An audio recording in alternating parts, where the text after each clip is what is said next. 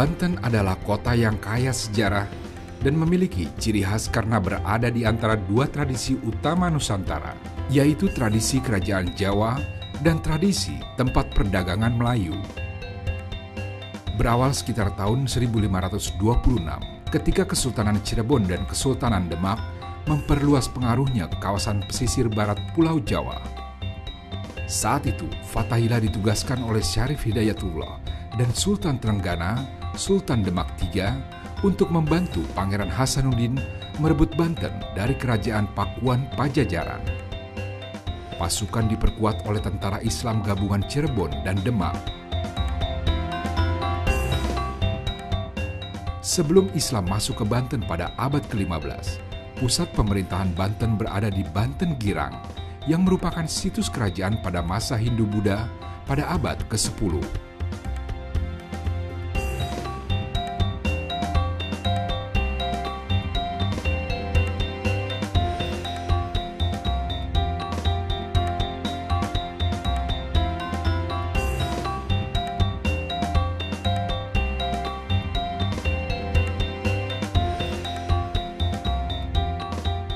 Berdasarkan ilmu purbakala, ditemukan beberapa bukti bahwa Banten Girang merupakan pusat kerajaan Sunda.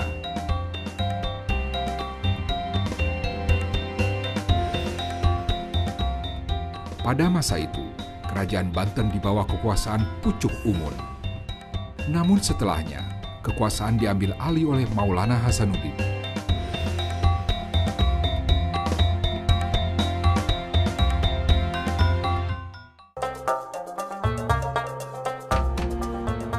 Setelah kerajaan yang bercorak Islam berdiri, pusat kekuasaan yang semula di Banten Girang dipindahkan ke kota Sorosawan, tepatnya 1 Muharram 933 Hijriah atau tanggal 8 Oktober 1526.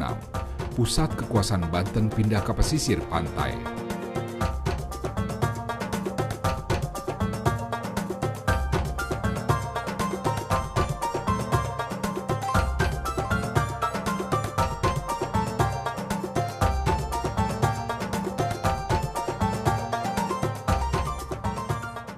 Setelah penaklukan tersebut, Maulana Hasanuddin mengembangkan benteng pertahanan yang dinamakan Surosowan, yang dibangun 1552 hingga 1570 Masehi.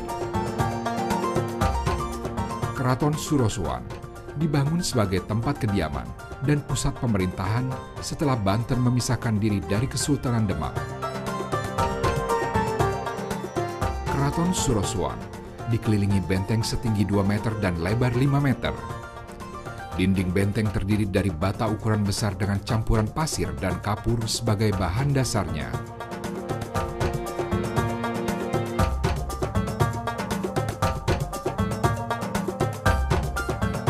Keraton ini memiliki 3 pintu gerbang yang terletak di sisi timur, utara, dan selatan. Dinding pembatas setinggi 2 meter mengitari area keraton sekitar kurang lebih 3 hektar.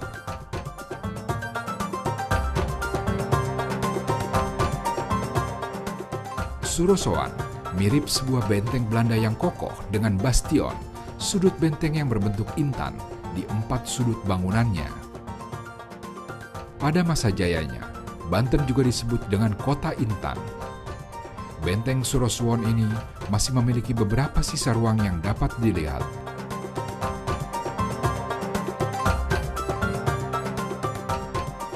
Gerbang bagian utara, serta kolam dan tempat beristirahat yang bernama Balai Kambang Raradano.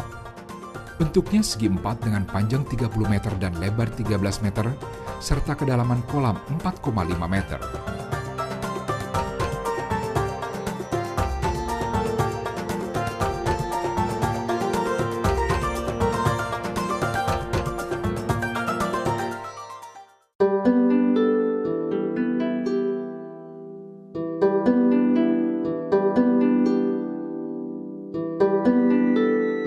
Selain sumur, air untuk memenuhi kebutuhan keraton diperoleh dari Danau Tasik Ardi yang airnya berasal dari Sungai Cibanten.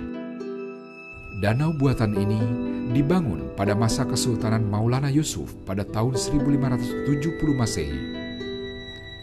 Danau diperuntukkan sebagai pemasok air bersih ke keraton yang berjarak 1,5 km dengan beda ketinggian 3 meter.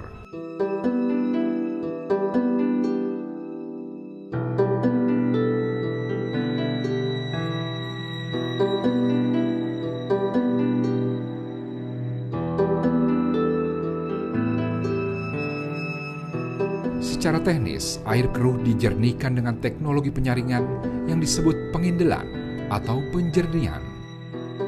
Air tersebut harus melalui 3 pengindelan, yaitu pengindelan abang, pengindelan putih, dan pengindelan emas.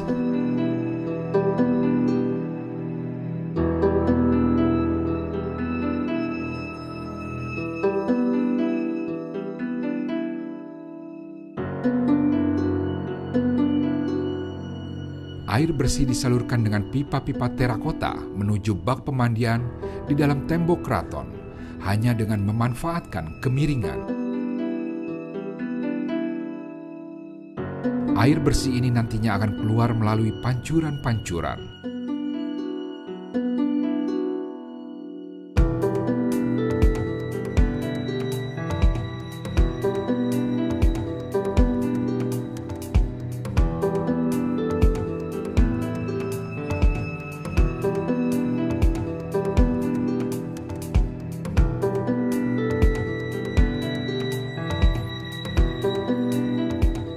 Keraton Surosuwon dulu dikelilingi kanal-kanal lebar, sekitar 5 meter sebagai perlindungan dari musuh dan sebagai jalur transportasi.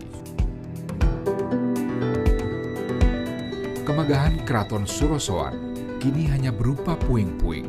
Bangunan di dalam dinding keraton tak ada lagi yang utuh, hanya menyisakan runtuhan dinding dan pondasi kamar-kamar berdenah persegi 4 yang jumlahnya puluhan.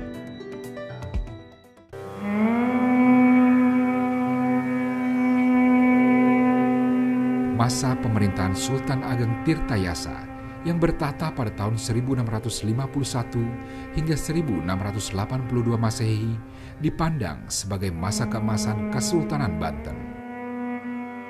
Namun karena perselisihan dengan putranya yang bernama Sultan Haji yang didukung Belanda membuat Keraton Surosoan mengalami beberapa kali penghancuran.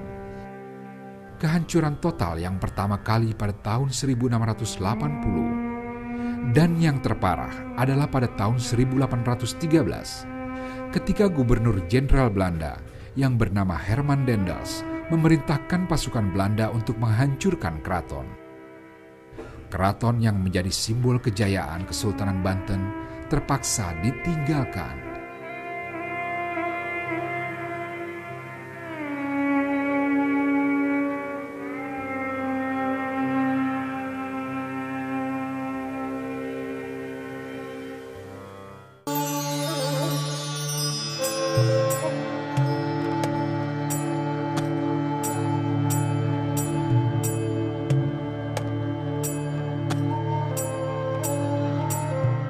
Di Museum Banten Lama yang berdekatan dengan Keraton Surosoan terdapat meriam Ki Amuk. Meriam yang beratnya mencapai 7 ton ini merupakan hadiah dari Sultan Trenggana kepada mantunya Sultan Maulana Hasanuddin. Meriam ini sebelumnya diletakkan di Pelabuhan Karangantu.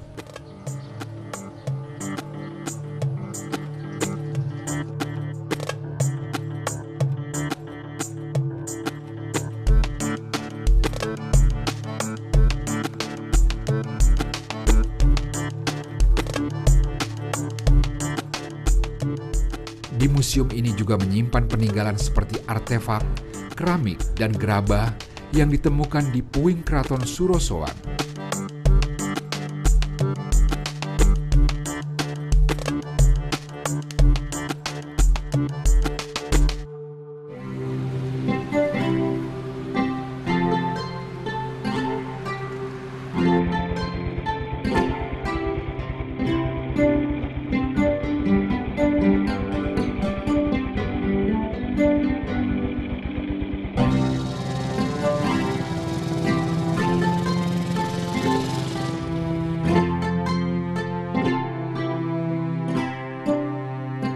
Benteng Spelwick simbol kekuasaan kolonial Belanda.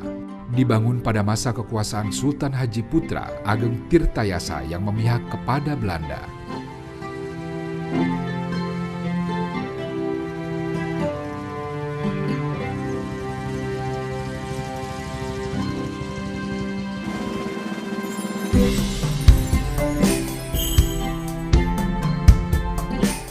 Pembangunan Benteng Spelwick adalah bentuk balas jasa Sultan Haji atas sukses menggantikan ayahnya.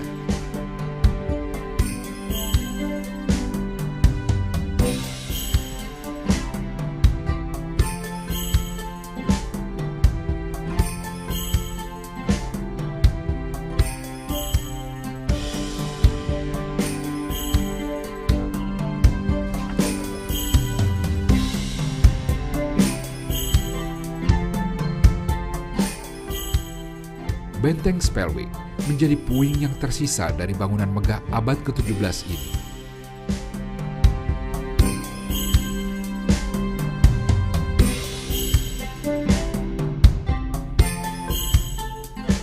Terletak di Kampung Pamarican, sebelah barat laut Keraton Surosoan. Terbuat dari campuran batu, pasir, dan kapur, Benteng Spelwick dibangun untuk mengantisipasi serangan rakyat Banten, khususnya pengikut Sultan Agung Tirtayasa.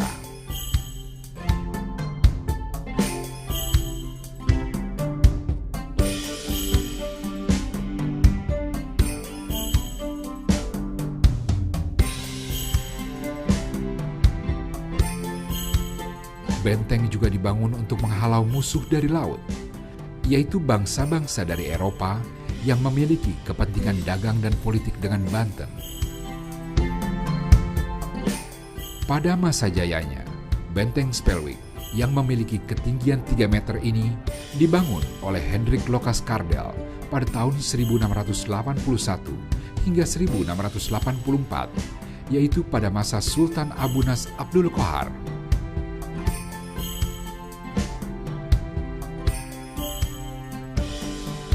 Sedangkan nama Spelwick digunakan untuk menghormati gubernur Hindia Belanda yang saat itu masih berkuasa, yaitu Cornelis Janszoon Spelman.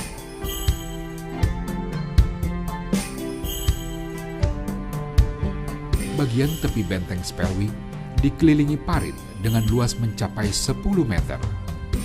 Hal ini dimaksud agar benteng sulit ditembus oleh musuh.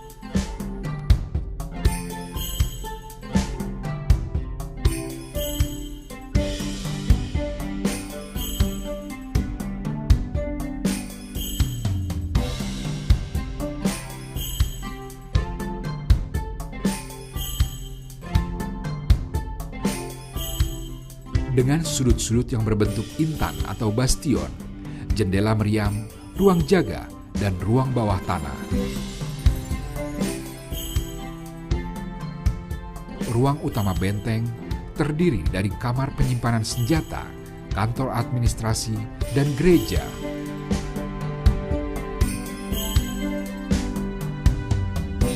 Sedangkan bentuk bangunan menyerupai segi empat, dengan tiap sisinya dibangun ruang intip atau menara pengintai. Ruang intip yang masih tersisa dan bisa dinaiki adalah di bagian utara.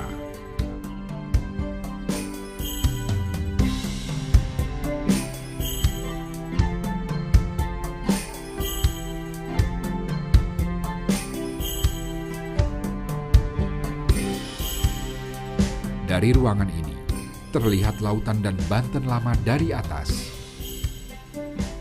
Konon, Benteng Spelwick tidak menggunakan tenaga pribumi untuk pembangunannya, namun oleh masyarakat Tionghoa yang dipekerjakan dengan upah yang sangat rendah.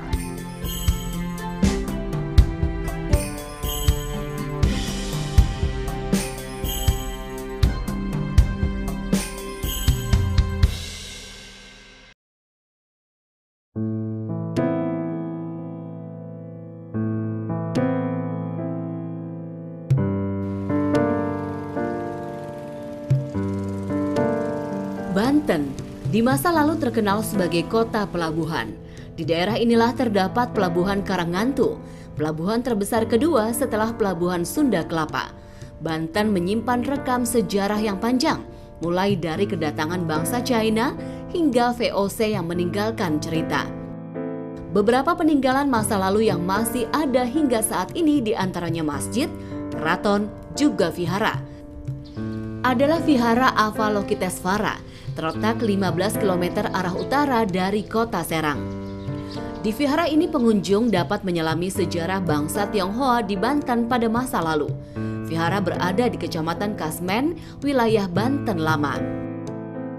Sejarah pembangunan Vihara Avalokitesvara ini berkaitan dengan Syarif Hidayatullah atau yang dikenal dengan nama Sunan Gunung Jati. Tokoh penyebar Islam di tanah Jawa ini memiliki istri yang masih keturunan Kaisar Tiongkok bernama Putri Ong Tien. Saat itu, Sunan Gunung Jati melihat banyak pengikut putri yang masih memegang teguh keyakinannya. Kemudian beliau membangun vihara pada tahun 1542 di wilayah Banten, tepatnya di desa Dermayon, dekat dengan Masjid Agung Banten. Dan pada tahun 1774, vihara dipindahkan ke kawasan Pamarican hingga sekarang. Namun versi lain menyebutkan, jika vihara ini dibangun pada tahun 1652, yaitu pada masa emas Kerajaan Banten saat dipimpin oleh Sultan Ageng Tirtayasa.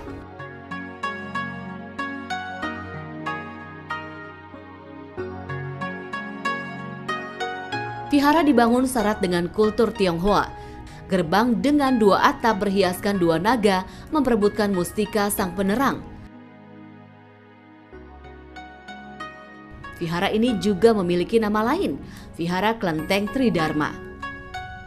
Sebutan Klenteng Tridharma diberikan karena vihara ini melayani 3 kepercayaan umat sekaligus, yaitu Konghucu, Taoisme, dan Buddha. Meski diperuntukkan bagi 3 umat kepercayaan, namun vihara ini terbuka lebar bagi wisatawan yang beragama lain. Tak ada larangan untuk berkunjung dan melihat bangunan yang saat ini telah menjadi cagar budaya di Provinsi Banten.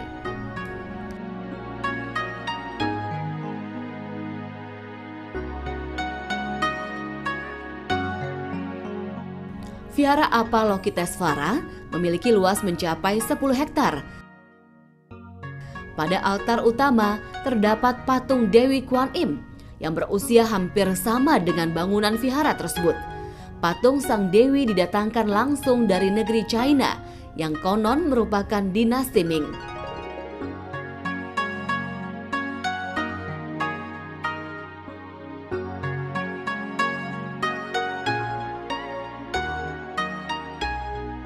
Di sisi samping kanan dan kiri terdapat patung dewa-dewa yang berjumlah 16 dan tiang batu yang berukir naga.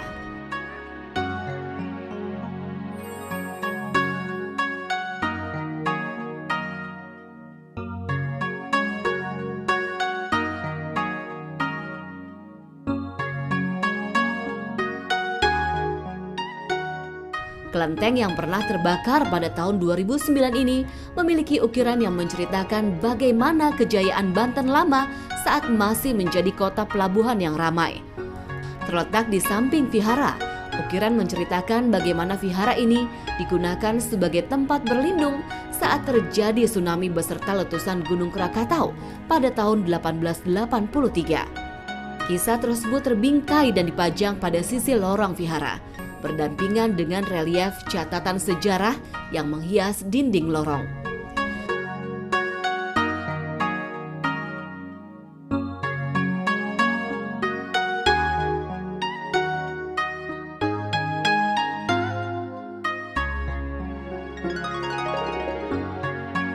Walaupun pernah mengalami musibah, bentuk dan isi yang ada di dalam vihara masih dijaga keasliannya oleh pihak pengelola.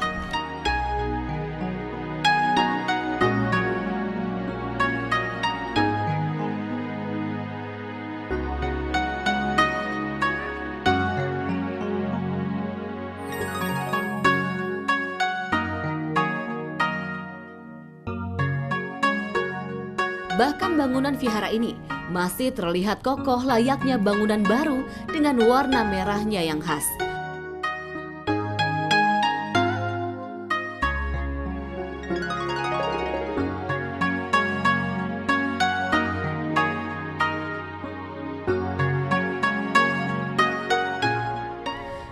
Demikian pula dengan pengembangan pariwisata yang keseluruhannya terkait dengan terjaganya alam dan lingkungan sebagai penopang kehidupan.